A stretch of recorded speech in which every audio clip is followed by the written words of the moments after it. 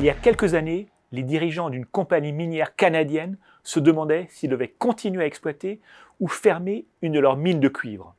Longtemps rentable, la mine était devenue déficitaire. Pour discuter de l'avenir de la mine, les dirigeants organisèrent une réunion avec les responsables de la mine et un consultant. Sans surprise, la réunion fut très houleuse. Les dirigeants étaient favorables à la fermeture de la mine. Les cours du cuivre baissaient en permanence et il devenait de plus en plus difficile d'atteindre le poids mort. De leur côté, les responsables de la mine étaient totalement opposés à sa fermeture. Elle employait plus de 1000 personnes et les conséquences sociales seraient désastreuses. Leur recommandation était d'investir massivement pour moderniser la mine.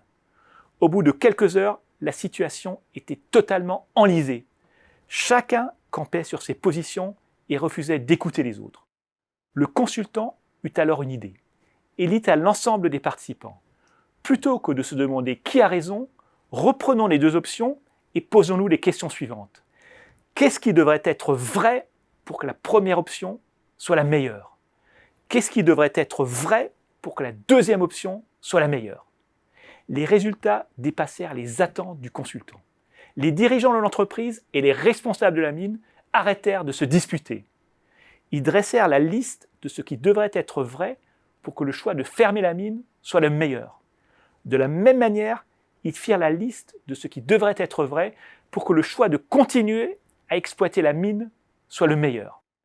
Les dirigeants reconnurent que la mine ne pourrait pas être maintenue en vie si elle n'améliorait pas fortement sa productivité. De leur côté, les responsables de la mine reconnurent qu'elle ne pourrait pas être viable dans le futur si les prix du cuivre continuaient à baisser. À la fin de la journée, les participants avaient abouti à un consensus. S'il y avait toujours des tensions, elles étaient devenues productives. Pour réussir cet exploit, il avait suffi de demander aux participants: qu'est-ce qui devrait être vrai pour que la solution que vous préconisez soit la meilleure? Plutôt que, à votre avis, quelle est la meilleure solution?